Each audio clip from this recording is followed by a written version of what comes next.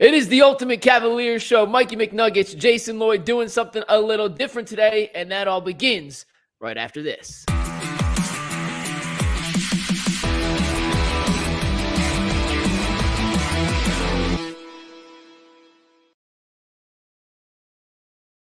I've been wanting to do this for quite a while on the Ultimate Cleveland Sports Show, Jason, but with the chaos of 3 or 4 people on the panel and the uncertainty of what some people will say, I figured this was a best saved exercise for the Ultimate Cavs show with you. We are going to draft our top storylines to watch for the Cleveland Cavaliers over the last 14 games of the regular season, essentially the last month of the regular season as the Cavs gear up for the playoffs. And this feels like a Victor Wembanyama type draft, Jason, where there's a very obvious number one and the next picks are up in the air because you are technically the guest in my home court as the host of this stream. You get the first pick.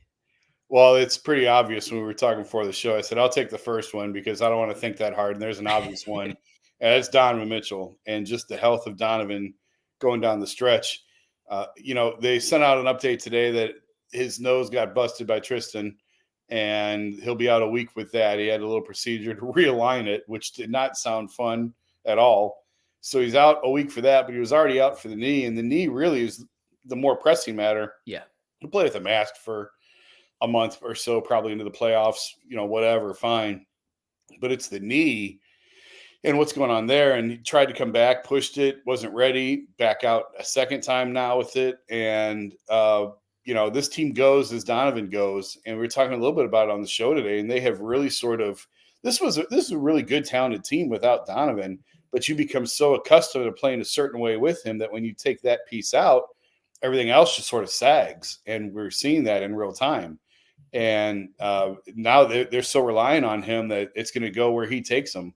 So, I'd sit him a week, 2 weeks, whatever. You don't want his next game to be game one of the playoffs, but you got to get that knee right. And no matter how long it takes, so be it. Yeah, there's 14 games left. I don't have the exact schedule up in front of me, but as long as he has 2 or 3 games in preparation for the postseason, Jason, I am fine letting Donovan sit as long as humanly possible and as long as necessary to get him back to as close to 100% health as possible. I'm not worried about the nose.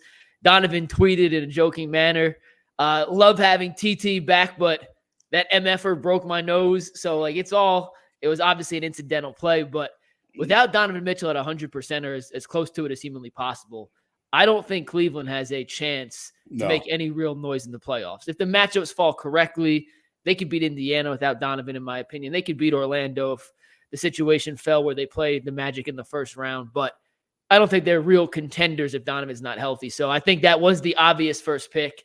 And without Donovan, this team is good and not great. With Donovan, they have a chance to be great.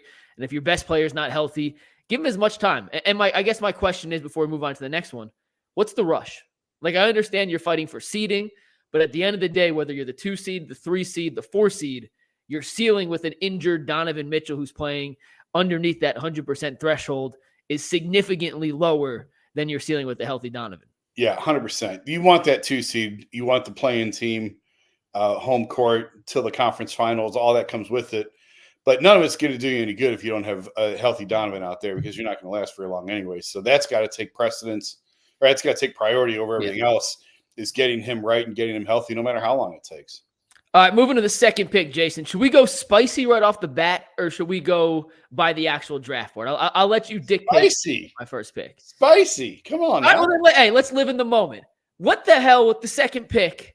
I'm going to take, what the hell do the Cavs have in Marcus Morris? Now, we saw him last night against Indiana hit 4 threes, and I got a couple of videos to show on some of the threes he hit and how he kind of fits in.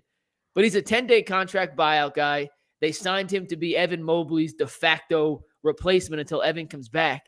But if he's going to shoot 80% from 3, which is obviously unrealistic, so let's cut that in half. If he can even shoot 40% from 3, the size, the toughness, and the playoff experience he brings to this roster, knowing he can play in playoff scenarios because he's actually performed relatively well throughout his career when the lights are brightest, Jason, it's one game. He may not play like that again, and the rest of his 10-day contract doesn't get re-signed.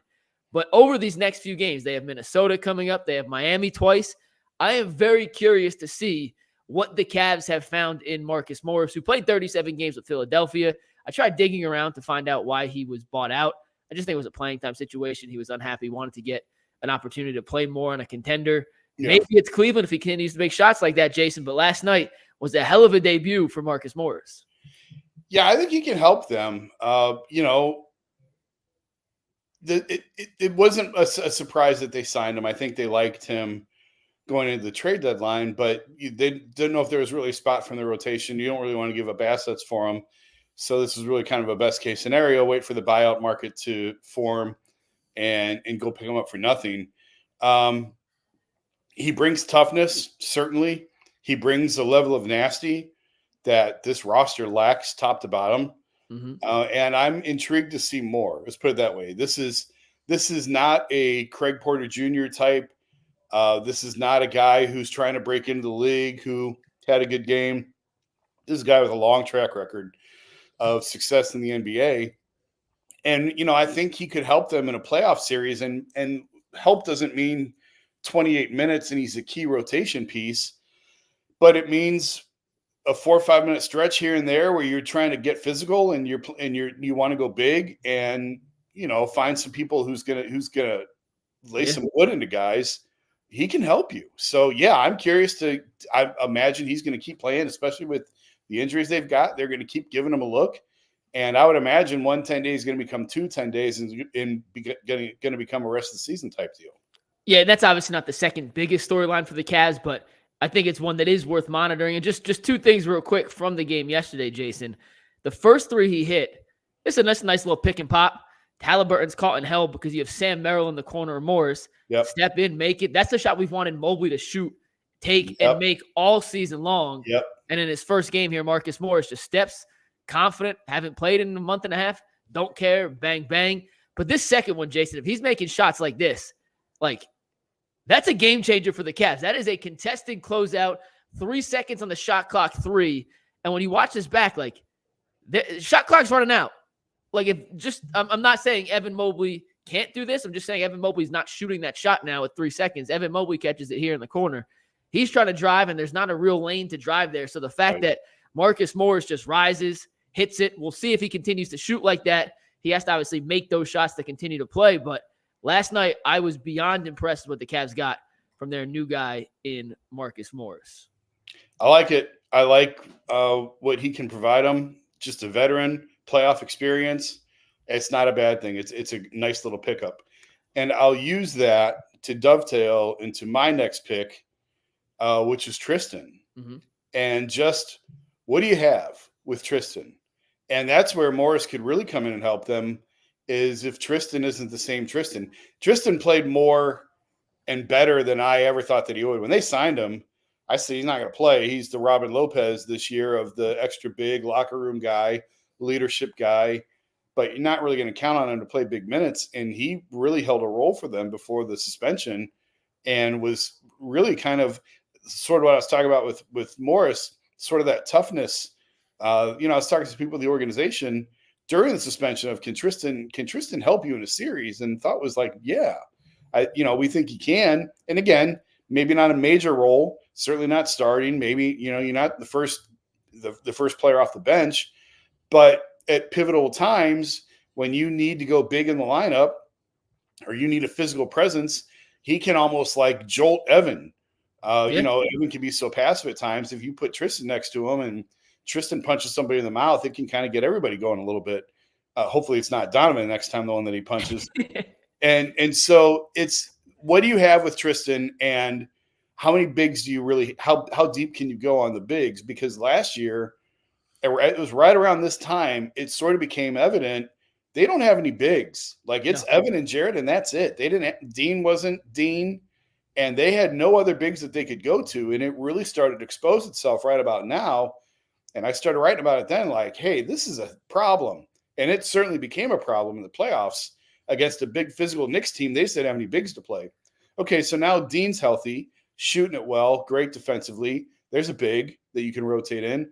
Now, let's see what you got in Morris. There's another option possibly.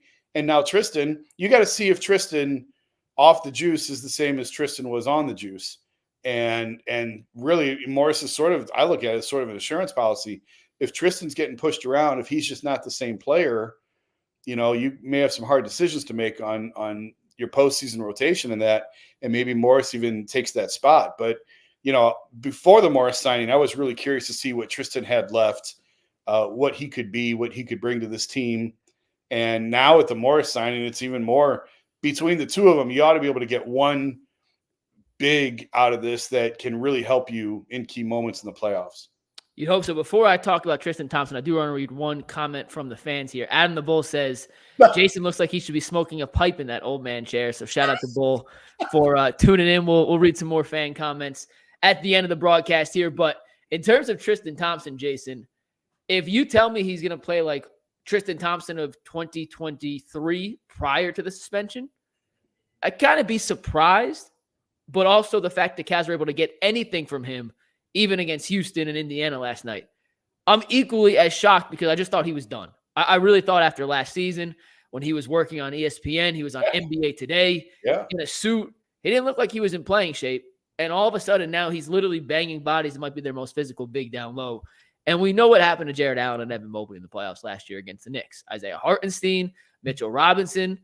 Frankly, they had their way with those guys. And now when you have two tough bigs in Tristan Thompson and Marcus Morris all coming off your bench, just to add that toughness and bravado to, hey, we might not be here, but you mess with them, you're also picking a fight with us. They're almost like the older brothers protecting their little siblings on the playground in kindergarten, which, some people may look at as a bad thing. On the flip side, sometimes you have to know and see someone protect you to know how to become a protector. So from Evan and Jared's standpoint, I don't think it's a terrible idea or it's not a bad problem to have those guys behind you to see how things are supposed to be handled when people say stand on your business. So I'm all for the Tristan Thompson signing. Between him and Marcus Morris, the Cavs certainly have some options now for some depth, some toughness, and some frankly just FU energy. Yeah, I'm not quite sure they had without those two. No, that's a great way to put it, and that's really what it is. I don't think you can play both of them. No, if they're on the court at the same time, the Cavs have much bigger issues than anything else. Well, yeah. And I even mean, I don't know if you can play both in the same game. Certainly not on the floor together. Yeah. And I don't even think you play both of them in the same game. But it's an option. Between the two of them, I think they can get one serviceable piece out of it that can help them. It's worth it. All right, we're going to move on to the fourth pick. And we talked about this a little bit on the show today, Jason, but this is probably the second biggest storyline to watch down the stretch outside of the injury status of Donovan Mitchell. And that's the consistency of his backcourt partner, Darius Garland. I was looking at his game log, and there's this last 5-game stretch for Darius is the perfect encapsulation of the inconsistency we talk about. His points per game over the last 5, Jason, you ready? 14, 30, 27, 12, and 13. His plus-minus in games over the last 5, minus 16, team high plus 23, minus 16, plus 10. His three-point shooting, 3 for 6, 7 for 10, 6 for 10, 1 for 6, 1 for 9. His field goal percentage, 44, 58, 63, 38, 27. It's up and down like a yo-yo. The talent is there. The kid is incredibly talented. He does things with the basketball that 99.5% of the world only can dream of. He can make shots no one else can. I think his confidence is a little shook. I think he's just missing shots this year, which happens. Guys go through a little bit of shooting slumps. Tyrese Halliburton, his counterpart in Indiana last night, is shooting 18% from 3 this month, which is horrendous. Yeah. Really talented player. Guys go through shooting slumps. But the reality of the situation is if the Cavs want to make any noise in the playoffs, they need 2 things. They need Donovan Mitchell to be healthy, and they need Darius Garland to play at a more consistent level than he has right now. And I don't know what the answer is. I don't know what the problem is. I'm not quite sure what the diagnosis is. It could be as simple as he's just missing shots that he probably should make.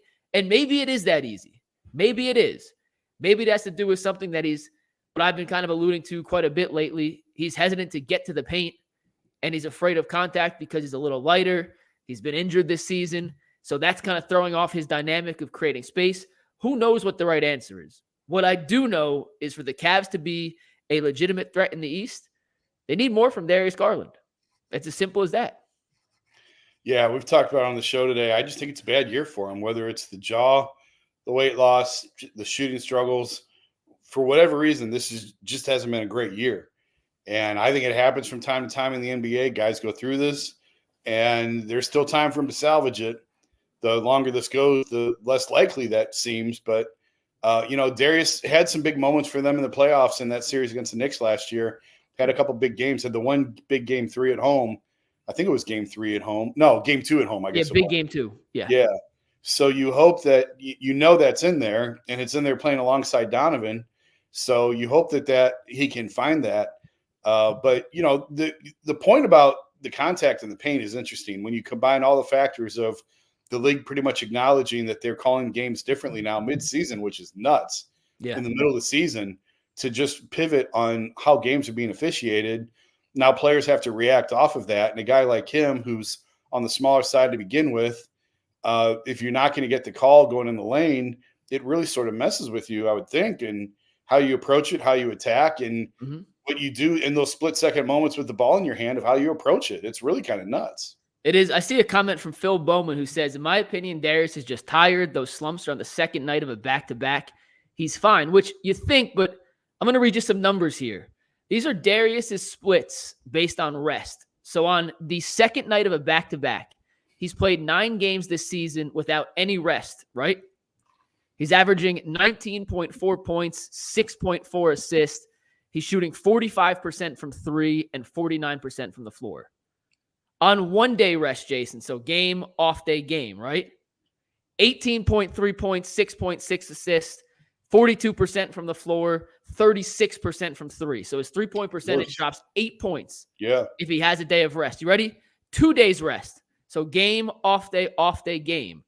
17.6 points, 5 assists, 33% from 3. So he's actually playing his best without any rest. I don't get it. I agree with the observation that it seems like he's tired, but the numbers don't back that up, which is just adds to the anomaly of this whole what the hell's going on with Darius situation. Right. Yeah, I don't know. There is no great explanation. Yeah. You just hope that he pulls out of it here with a month to go for the playoff start.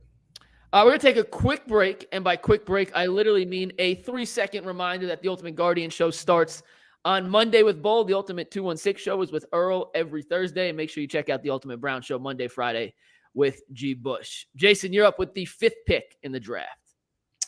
I'm going to go with what is JB's closing lineup going to look like? Because I think this could change from game to game. I don't know if there is one set closing lineup. And, I said on the show a couple weeks ago, I don't know if Darius is in my closing lineup right now. And I know that sounds nuts to say. He's, highest paid player, multiple time All-Star. How is he not on the floor at the end of games? But, I look at Donovan, Max, Isaac, Allen. Dean Wade, and Jared Allen really at this point would be my closing lineup. And that can change. And, Evan's got to come back from injury and all that and see what he looks like. But those 5 on the floor together, you've got a ton of space. You've got shooting. You've got Donovan with the ball in his hands and making plays that way. And I just think the way Isaac is shooting right now, I don't know how you take him off the floor, which I never would have said that 6 months ago.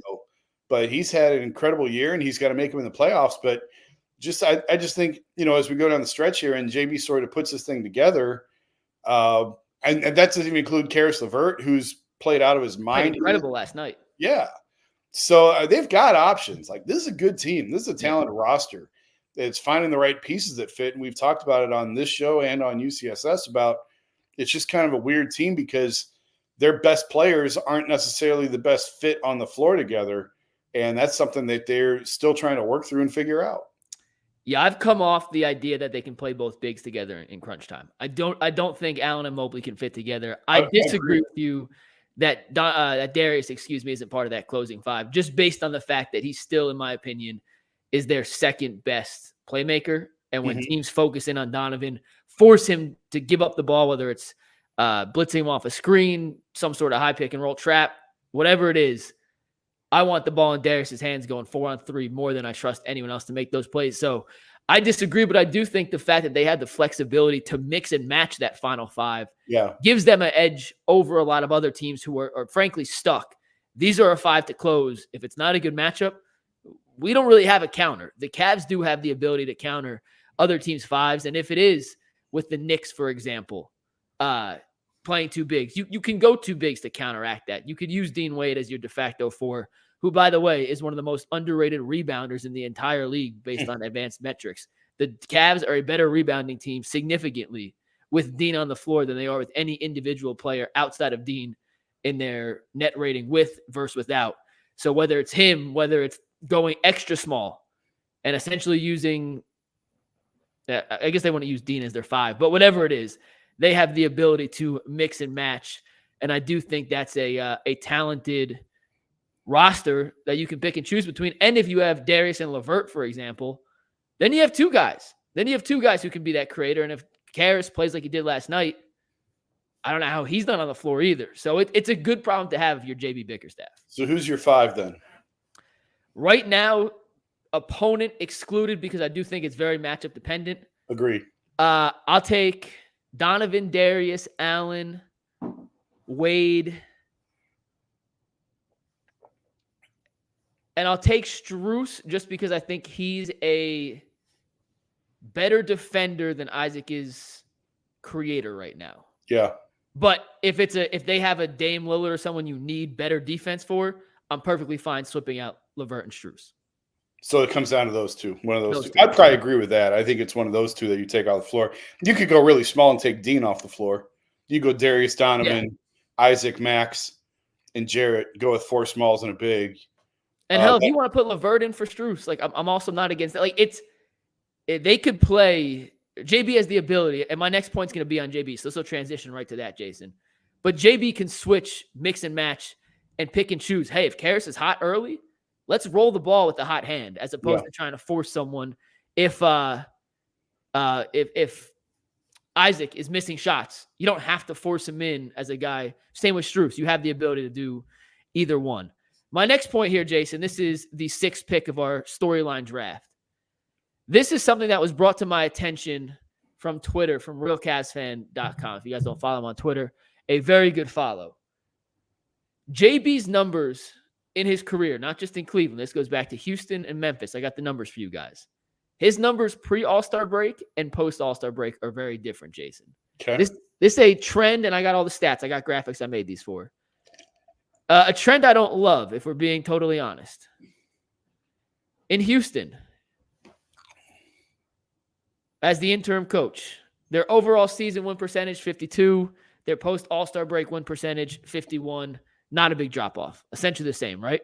Right. His first year in Memphis, they weren't a good team. However, their season win percentage, just shy of 25. After the All-Star break, they were atrocious, down to just 15.4%. His second year in Memphis, this is the outlier here. This is the outlier. They had a 40.2 win percentage. That drops down to increases to 43.2. Bring him to Cleveland. His first season in Cleveland. Not a great team. You remember that first year, Jason. Still very much a rebuild. Yep. But the season win percentage for the team, 30.5. After the All-Star break, fell to 22.2. His second year in Cleveland, they weren't bad. They made the play-in. But after the All-Star break, the team started to fall apart. His post-All-Star break win percentage nearly 20 points lower than his season win percentage. I don't know where the last two graphics are, so just read you the numbers. In 2023, last year, essentially the same. 62 pre, 61.5 post. This year, they have a 63.5% win percentage. Overall, they're down to 42.3 or 43% right now, 7-8 since the All-Star break. I'm not sure what that says, other than some teams have adjusted, other teams haven't. Maybe it's nothing. Maybe it's an anomaly. But 6 out of 7 years, Jason, is not a good trend when you want your team to be playing as good as possible heading to the postseason. Yeah, that's not an anomaly. That's I think your last sentence said it, that you want to be playing no matter what sport. You want to be playing your best at the end of the season and building up toward that and ramping up toward that. And that was one of the master strokes of Terry Francona, was that the Indians or Guardians would be terrible in April, but they'd get it rolling by August, September, and they had it cooking. And there's some years there's some logical explanations for that. They had a ton of injuries. Yeah. Year of the play-in. But you can't dismiss that every year. Like 1 or 2 years, you can say, okay, but when it happens time and time and time again, are guys playing too many minutes and they're exhausted at the end? Is his message wearing thin? Like there's obviously context to each of those. We could dive in and figure out why each season may not be the result you want. But at the end of the day, 6 out of 7 is not 2 out of 3. You know what I'm saying? That's a decent sample size. And you want your team to be going up, up, up, up, up, up, up. Yeah. And I just think it's worth kind of noting that the historical trend says JB's teams typically are doing the opposite. It's the Myles Garrett syndrome of Myles' best games are in September and October when you need him in November and December. We've talked about that on the show before. This sort of feels like the same thing. Yeah, I mean, this is a really big stretch, a really big postseason for JB. And, his future in Cleveland, I think, is dependent on it. I think depending on how this team fares will go a long way in determining whether or not he's back. And I defended him last year. He didn't have any shooting. And you can't win in the playoffs without shooting. Well, they've got shooting now. And we'll see. I mean, the first round matchup, there's a couple grenades down there that could really blow this whole thing up. And one of them's Philly, where they're aligned with now. That would be a really tough matchup for them in the first round. But I mean, there's no more excuses at this point. You've got to perform. You've got the roster. You've got the star carrying it and leading it. You've got to get the results now. And before we move on, Jason, for your last pick, this stretch is crucial for JB, but it's tough to really get a true evaluation of this team without Mobley, without Max Strus, without Donovan Mitchell. And we talked Mitchell earlier, but the losses of Strus and Mobley as well, but I really want to focus on Strus. I didn't think he'd miss this much time when he first got hurt. I thought this was a minor thing, missed a few games, he'd come back. I saw yesterday there's still no timetable for his return. I'm not sure if you have an update on when Max Strus can make his return to the lineup, but just his gravity, the gravitational pull he puts on a defense, and he's used differently than their other shooters. They're not running these off-ball screens for George Niang or Isaac, or they do for Sam Merrill, but he's not the same position that would be rotating with Strus. LeVert doesn't get those same kind of sets. So it's taken a portion of their playbook out of the rotation. Yeah. And they haven't been able to replicate some of the offense that he had been providing when he was playing. Granted, he's not even shooting great this season, but just his ability to knock down shots as the threat he is as a three-point shooter was opening stuff for other guys. And I think the Cavs desperately need him back. Do you have any idea? I didn't see if you shook your head when I asked. No, yeah, I haven't heard anything. I'll poke around on that and see, but I haven't heard anything on a timeline on him. But really, that sort of bleeds into my 7th point or my 7th draft pick here is just the injuries in total. How much time are they really going to have to put this thing together prior to the playoffs? And more specifically, I will go the Evan Mobley route. And we talked about it with the success that they had with the 4-out 1-in style. And when Mobley came back, I said I wanted him to take 115 to 120 threes the rest of the way, which would have been about 3.5 threes, and just see what it looks like. I'm not saying he's going to shoot 40% from 3, but just take them and let's see what this looks like. Well, that didn't happen. It wouldn't happen even on the pace he was on, even if he didn't get hurt again. It didn't happen. Well, now it's sort of a worst-case scenario of going in the playoffs. First of all, we don't know how much time they're going to have with him back on the floor before they get to the postseason. And secondly, to your earlier point, I don't know that you can really play them. Certainly at the end of games, I don't think you can play them together. You can't have Jared and Evan on the floor together at the end of games right now, which hurts because those are 2 of your best players. But they just don't – it just doesn't fit. And because they didn't get that opportunity of him taking 100, 115 threes to see what it looks like, well, now you have your answer. And the answer is you can't play them together at the end of games. There'll be a little bit of overlap. You can piggyback them quite a bit throughout the game, but they're going to start together, and you're going to have a little bit of overlap with them on the floor together. But in late game moments, I don't know if Evan's the one that's going to be out there, which is just surprising for me to say because I've been one of his biggest fans since they drafted him. I really thought this guy was going to be something. I still do think that. But just for the moment where they're at right now, you got to play with what's working. You got to go with what's working. And so I guess the overarching theme would be, where does Evan fit here with this team in this rotation because of the injuries and the lack of three-point shooting? Evan's had a fantastic year. Yeah. He really has. If you look at the style of play, the way he plays, his numbers, defensively, what he provides. He's had a very, very good year. I just don't know that it really fits with how they want to play at end of games. And so just the injuries in general, and specifically Evan, it's just something to watch here going down the stretch. Yeah, it sucks that we're not going to get a chance to get the answers I think we deserve. And the answers I think we need to feel confident about this team heading into the postseason, whether it's Donovan, whether it's Evan, whether it's Max Strus.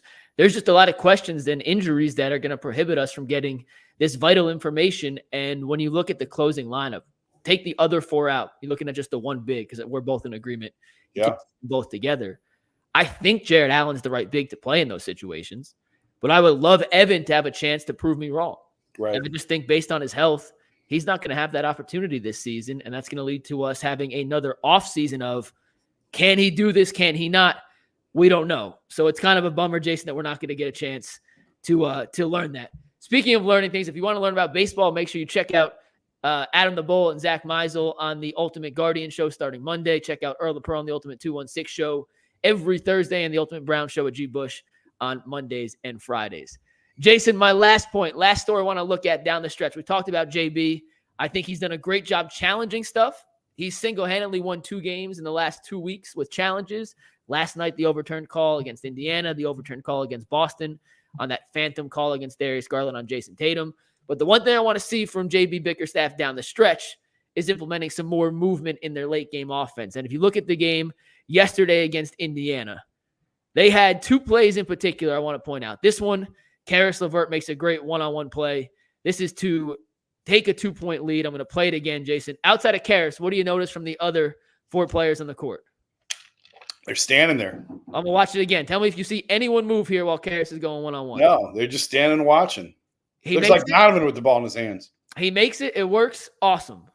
You don't make that shot, it's a terrible possession. This is their very next there's 2 possessions in between, but this is the next bucket they score. It's just a little bit of weak side movement, but it gets Isaac Okoro a great look. It's a nice pocket pass to Jared Allen, who finds ice, little pump fake, layup. Not a ton of movement. You don't need a ton of movement. You need just a little bit to get the results you want. And just a slight difference in everyone standing around versus just a little. It's a beautiful pick and roll pass from Darius, by the way. They force him to the sideline. The middle's wide open. That forces Halliburton to help. Good awareness. Good awareness by Isaac. Yeah. And if that's a shooter, he kicks to the corner for an open 3. Isaac knows he's a better driver than he is shooter, even though he's shooting the ball tremendously this year. Overall, really good play. You don't need a ton of movement to be effective, Just need some to get the defense moving, and a little action like that can create so much more. So I really just want to see how JB kind of encourages the guys to do a little more movement instead of just standing and watching, because you have guys like Karis, you have Donovan, you have Darius, who can absolutely create shots and make shots on their own. I just think it's a lot easier when you have some guys on the weak side moving. Yeah, and that wasn't really a play. That was just Isaac showing awareness and moving to the open spot, coming off a pick and roll, which is the Cavs just run pick and roll, pick and roll, pick and roll, pick and roll. It's their a really heavy pick and roll offense, but just that's on the guys if that's the way you're going to go, of just finding the open seam and finding the open pocket. And good job by Isaac there doing that. I know we're going to go over, which is fine, Jason. We're just going to read. That was the end of our draft, by the way. We're just going to read a few fan comments. We read Bulls, and that's not fair if we just read Bulls and no one else's. So we're going to read a couple others. Let's see what they say. Joseph Patter said, first time enjoying the show. We appreciate it, Jason. Joseph, excuse me.